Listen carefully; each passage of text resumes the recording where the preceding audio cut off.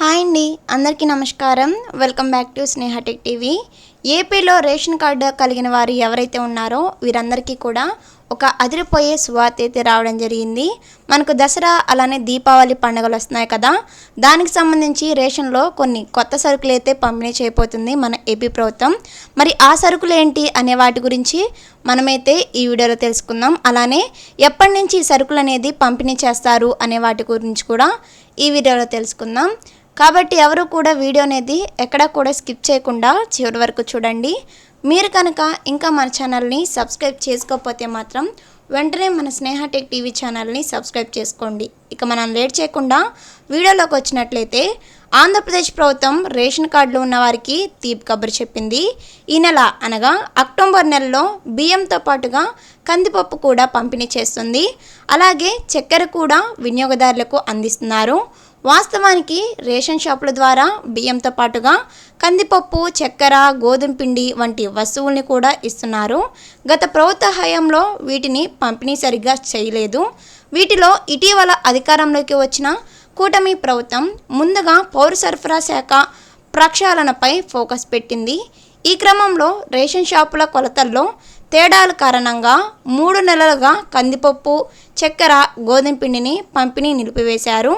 అయితే ఈ నెల నుంచి కందిపప్పు పంపిణీని తిరిగి ప్రారంభించేందుకు ప్రభుత్వం చర్యలు తీసుకుంటుంది.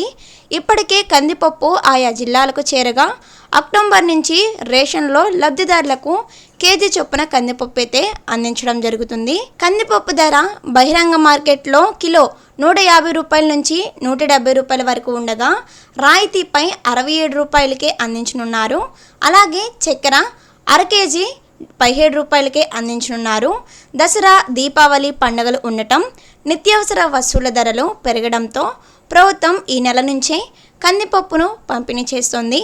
అంతేకాదు మిగిలిన సరుకులైన గోధుమ పిండితో పాటుగా రాగులు, జొన్నల్ని కూడా రేషన్తో పాటుగా అందించేందుకు ప్రభుత్వం సరికత్తు చేస్తుంది.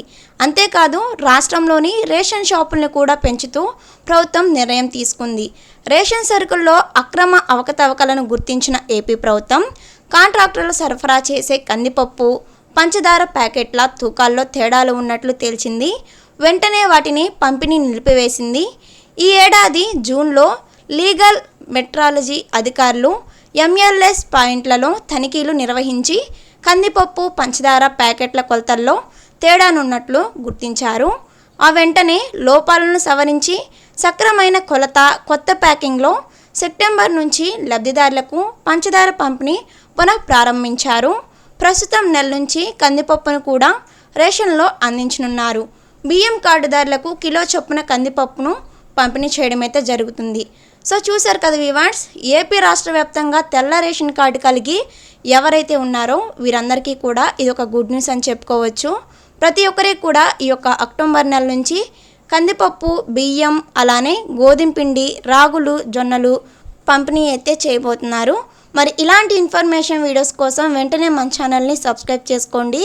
మరి ఈ అప్డేట్ మీద మీ అభిప్రాయం ఏంటనేది కామెంట్ సెక్షన్లో కామెంట్ చేయండి. Thanks for watching.